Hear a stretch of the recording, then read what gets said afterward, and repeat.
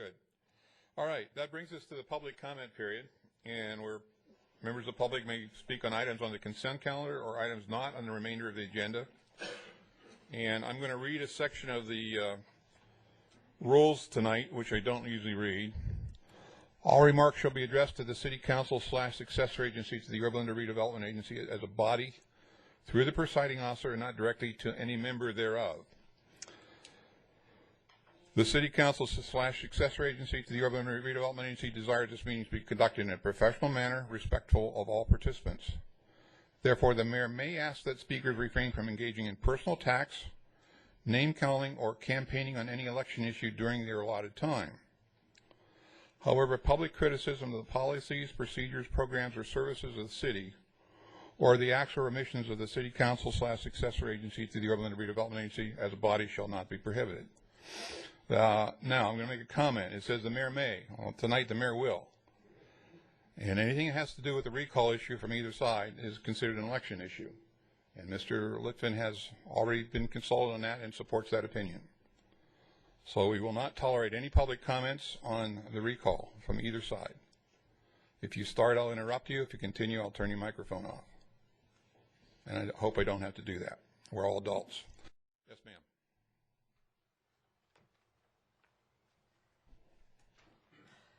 Good evening, City Council, Mayor. I'm happy to be here today because I've had something on my mind for a long time since the April 24th meeting, and I had to get it off my chest. I watched the City Council meetings on TV, and I didn't watch completely to the 3:15 in the morning on the 25th of April, but I did watch the council meetings for the replay. And like I say, I have to get this off my chest. The Brea Police have done a great job for the city of Yorba Linda. But when it came to the Anaheim, they did a very well proposal, but they were very high. Then there was Brea Police, the city manager of the Brea. And he was asked several questions. One of the questions that bothered me was that he did not want to answer when one of the council members asked him for an answer to that, and he says he didn't have it. Well, but why didn't he have it when we already called? The city already called 4 times. They should have come prepared. Well, evidently, he did some motion with his lips, and then he said he'd like to talk personally. He did not want the public to hear. That really aggravated me because this is why the people of Yorba Linda and the city council had this meeting, so we would be informed of what's going on. Another thing that bothered me was the overhead charge that was in the city council contract from Brea in 2007. They were overcharging us, and the city manager says, well, the council never questioned the 49%. They signed the contract. And that made me feel like the city manager was belittling the city council, which I feel they're doing a great job for the city of Yorba Linda. And there again, I want to state that the Brea Police have done a great job here. And I'm so happy that Sheriff Hutchins is offering them a position for those displaced by the new contract with the sheriff. And I want to say again, thank you, City Council. You're doing a tremendous job for the people of Yorba Linda. You know, there were 2 people that came up to talk to the City Council after everybody presented their programs, or their contracts, I should say. And they were very angry. And I wondered, were they really for the Brea Police, or were they for the city of Brea and not for the city of Yorba Linda? Thank you, City Council. Thank you for doing a great job. I'm sorry I had to bring this up, but sometimes I wake up during the night and it bothers me because these issues are not stressed enough with the people of Yorba Linda. We will have the Brea Police serving us again as they did in many years. Thank you very much. Thank you very much. You're very welcome. Mr. Bruckner. And then next week will be Mrs. Nelson. Yeah. Good evening, Walter Bruckner. First, I just want to relate something. I had an accident with my old car on the 17th of May, right on the borderline between Brea and Yorba Linda, and they called the police and the ambulance. The response time was under 90 seconds. That's all I'm going to say. Okay, the second point is the jail. I can't understand this nonsense with the jail. The city of Anaheim has had a jail right on the borderline of your city for like 15 years. It's never affected anyone. So what are you getting all with the jail? We have one. I think from where it is to the city line is less than a mile. So forget it. You're preaching nonsense. I'm glad the lady brought up some things about the presentation of the city manager of Brea. The scary part of his presentation, and a scary part of everything that I've heard in the last 5 years in this county, the city, and the state, is the unfunded pension liability. And everyone has a problem. Brea says it's 36 million, maybe 40 million. He doesn't know. The state of California has a deficit right now of running 16 to 20 billion dollars. The state of California's deficit is bigger than all the other 49 states. Why? Because of the unfunded pension liability. That is the number one issue. And then in charge of the whole pension system in this great state, the biggest pension group is called Calipers. They pay out the money. Now, Calipers is a very interesting organization. The last director, I think, is under federal indictment. The last two directors are on federal indictment. They did a great job. Also, their report says they made a mistake. Instead of predicting 8.5% interest, they said it's going down to 7.75% interest. That's the return on their investment. I don't want to get into detail on ROI. However, if you pick up the newspaper, you don't have to be a Warren Buffett or Bill Gross. You take a look at the paper, and you look under Treasuries, the United States government, the 10-year Treasury. You know what the interest rate is? 1.5%. The 30-year Treasury, which is called the long bond, you'll hear that referred to long, it's 2.5%. Where in the heck, where are they going to get 8% return? It's nonsense. Don't talk to us like kids. And all you people go on these commissions with pensions and everything. You're playing with bankruptcy. We've got to remind you, the city of Stockton is bye-bye. The state of California ain't going to fall away. And the only problem we have, we can't print money. So Jerry's going to have to go to Obama, and Obama's going to cry and all that stuff. But the bottom line, there's no money in the state. So get that through. Everyone got to get that through their heads. Thank you very much. Thank you, Mr. Lastly, I was invited on Wednesday to the Superintendent's Council, the farewell to Dr. Smith. And Dennis is retiring at the end of this year, and he's done a spectacular job in the 12 years he's been here. Just outstanding. The man is a total human being, great man, has made an awful lot of inroads in education and money for the school district. And he's being replaced by Doug Domini. And also at this time, I'd like to congratulate Doug, because last week, Doug received his doctor's degree from USC. So congratulations, Doug. The school district's in great hands. Thank you very much. Thank you, Mr. Bruckner. Mrs. Nelson.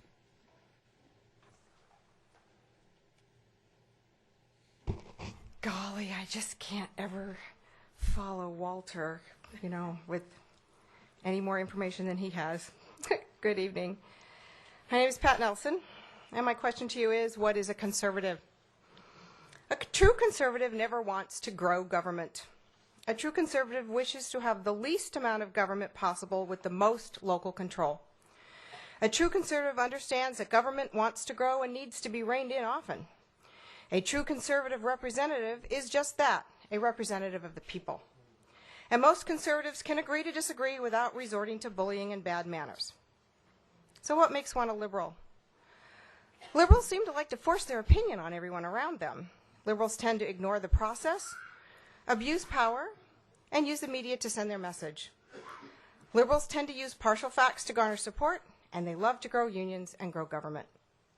So what does this have to do with the price of police services or anything else in Yorba Linda? For the last 4 to 6 years, I've watched members of this council become further removed from the public with the exception of a favored few groups. Suggestions and recommendations from other council members, staff, citizens, and consultants are constantly ignored to the tune of thousands of dollars. Transparency is frequently mentioned, but actions seem to speak louder than words, and the increasing lack of manners is just embarrassing. The situation with the Brea Police Department was the proverbial straw. Over 40 years ago, conservative Yorba Lindans chose to sever a contract with the Orange County Sheriff's Department and begin a relationship with the Brea Police Department to have local control and faster response times. And the relationship has worked very well. For reasons that just seem to be more than financial, 3 council members orchestrated the removal of Brea Police Department to begin negotiating a contract with the Orange County Sheriff's Department. Now, the sheriff is an elected position, and the entire county votes on it. We have had good sheriffs, and we've had not so good sheriffs, but we've never had control.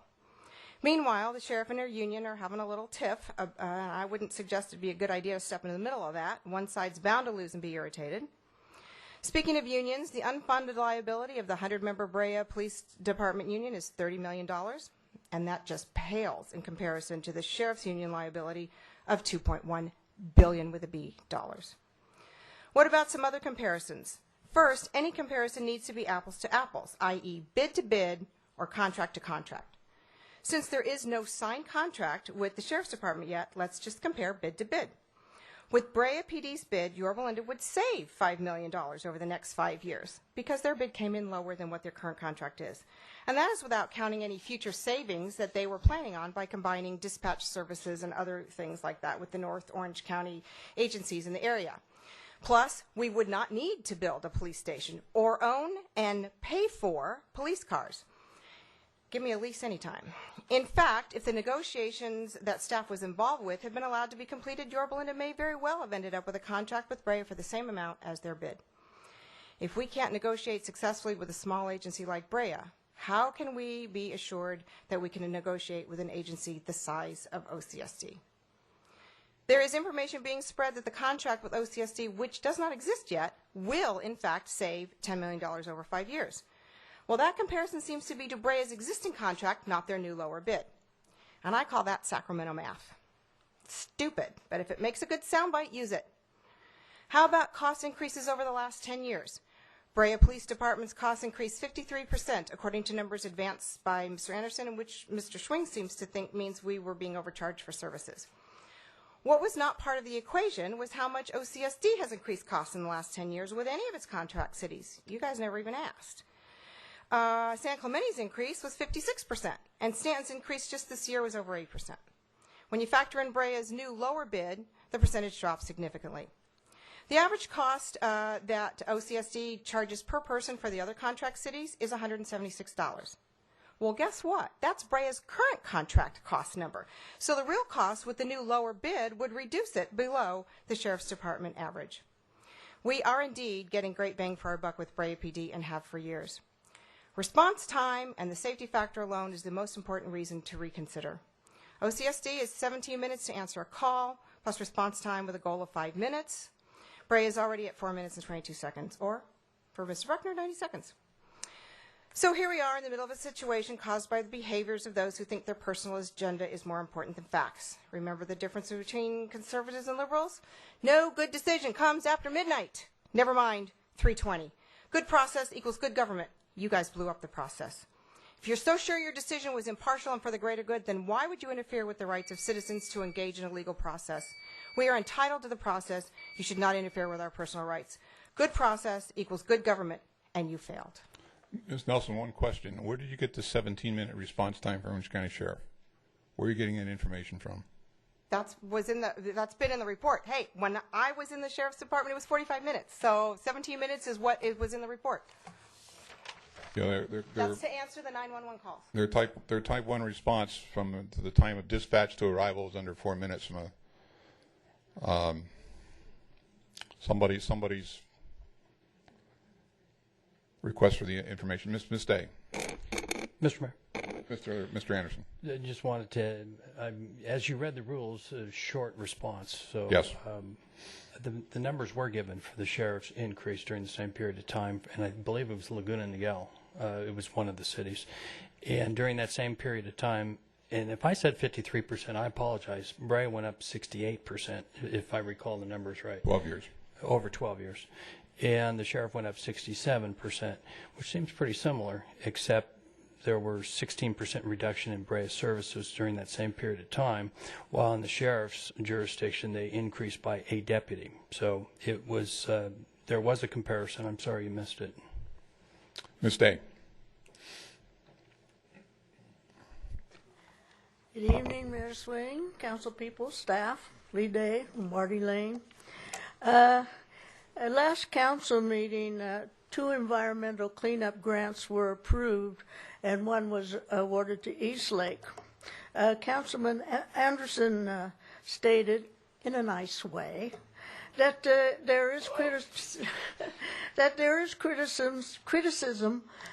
a disproportionate, these words, I'm having trouble, share from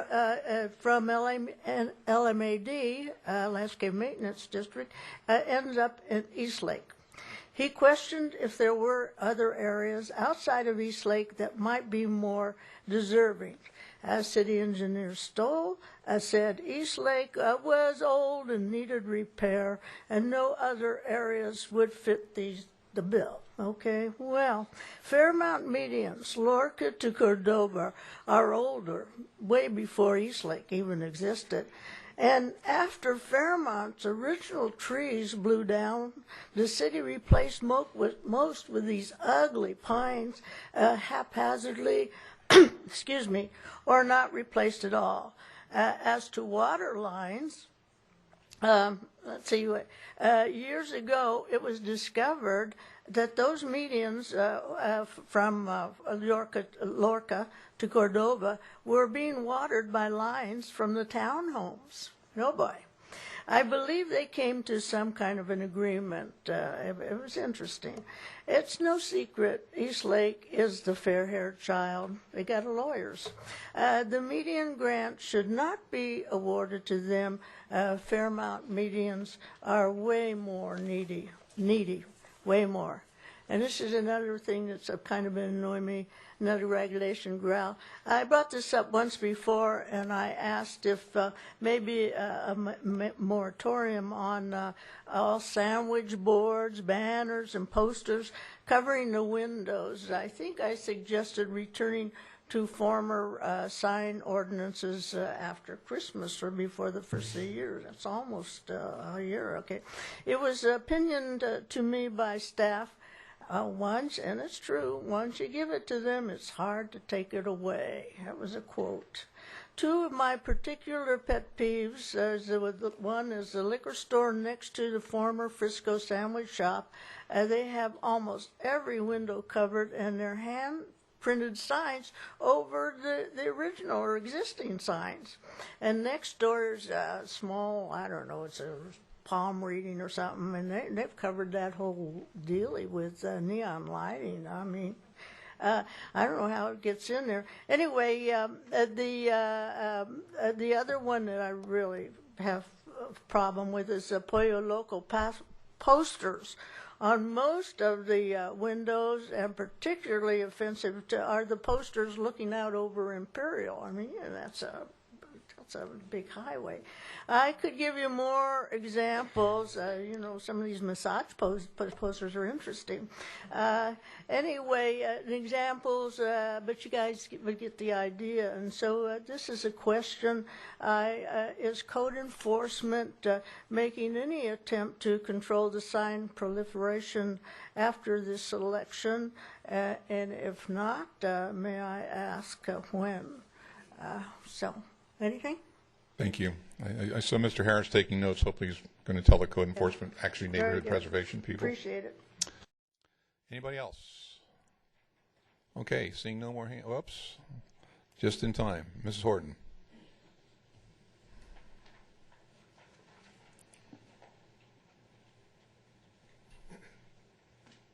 Good evening. First of all, a few points. Sheriff's contract is not... Name for the record, please. You already said my name. Yeah, but you need Sheriff's to say contract is not a done deal.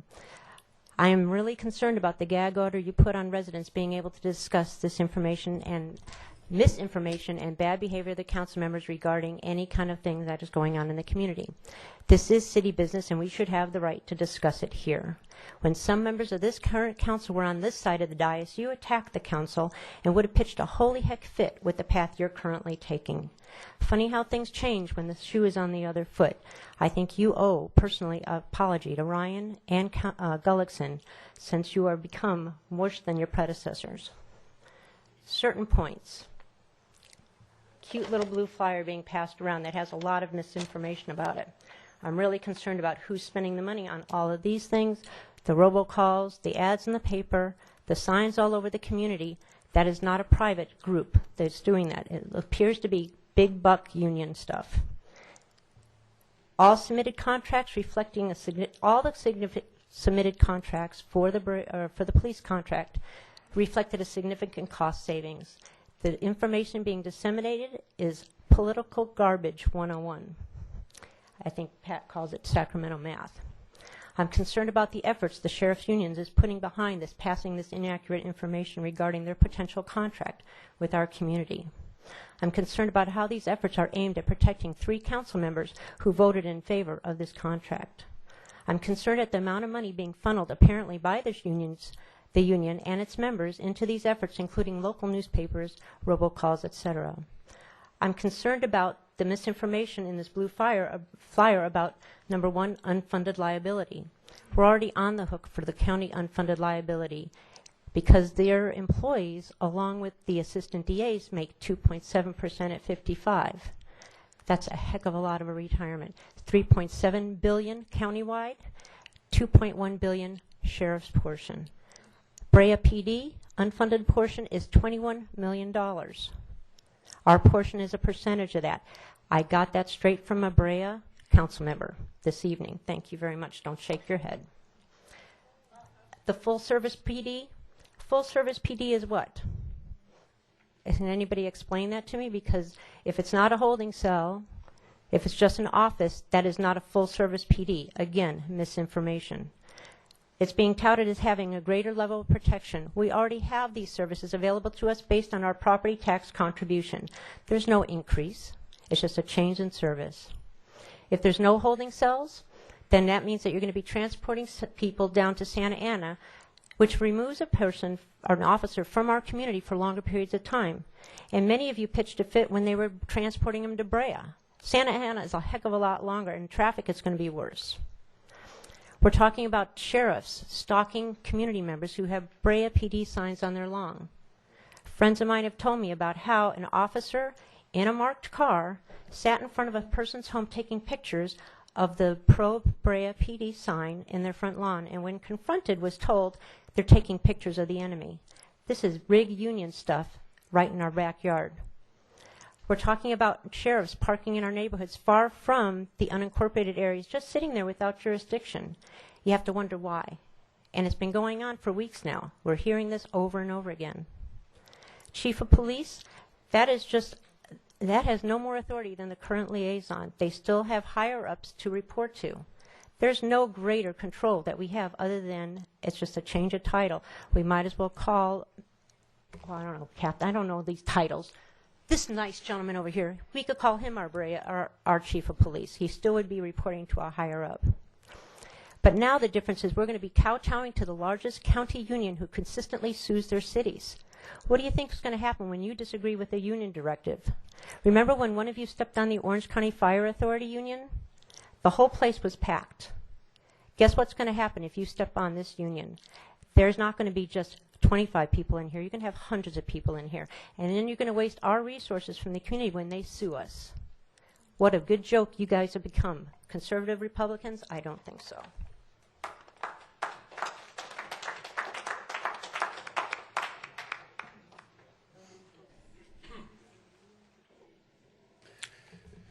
Good evening, Mr. Mayor and Council. My name is Tony D'Amico, a longtime resident, and I would like to thank you and the staff for the heartwarming Memorial Day celebration last week. I was very moved and grateful that I could be there to honor my fellow veterans who paid the ultimate price. It was a nice turnout, and my condolences to you, Mr. Anderson, for the passing of your father-in-law that day. I believe 4 of you council people were elected because you are fiscal conservatives and longtime Yorba Linda residents. Competitive bidding and budget balancing are part of being a fiscal conservative. In fact, they're part of Government 101. We all have to balance our checkbooks. The Orange County Sheriff's Award clearly demonstrated the best value in terms of cost, performance, and long-term cost savings to our city. The only thing you're guilty of is having integrity and doing what's fiscally best for the Yorba Linda taxpayers. I recently attended my high school reunion, and one of my classmates is a councilman for the city of Laguna Hills, and they are extremely happy with the Orange County Sheriff as their police. Likewise, I have friends in the unincorporated area of Yorba Linda, and they too have never had a problem with the Orange County Sheriff. After I left the Memorial Day service at the Vets Memorial, some thoughts came to mind. When I enlisted in 1964, I did so out of duty and loyalty for my country, despite my then feelings for the president and the war. Liberty and freedom, unfortunately, come with a price. I'm a loyal U.S. citizen and have been a proud resident of Yorba Linda for over 40 years, and I get upset when the freedoms that I fought for are misused and abused. I will not tolerate the rumors, misinformation, and scare tactics that are being used by a gang of political thugs over the proposed contract with the Orange County Sheriff. It is one thing to disagree and offer one's point of view, but to tell outright lies and scare residents that there will be a jail in Yorba Linda with prisoners being released on our city streets is not only wrong, it's downright evil. Sadly, this scare campaign is being fueled in no small part by the selfish ambition of a former city council person who was soundly defeated in the last election. This person, who campaigned against the ethics ordinance was fined by the Fair Practices Commission, continues to throw stones inside a glass house. Tonight, the walls of that house are tumbling down on this council person and her cronies. You all know who you are, and you should be ashamed for telling lies and scaring Yorba Linda residents. Finally, a short biblical quote from Mr. Anderson, Mayor Schwing, and Ms. Reichel. No weapon formed against you will prosper. Thank you very much. Thank you, Mr. D'Amico.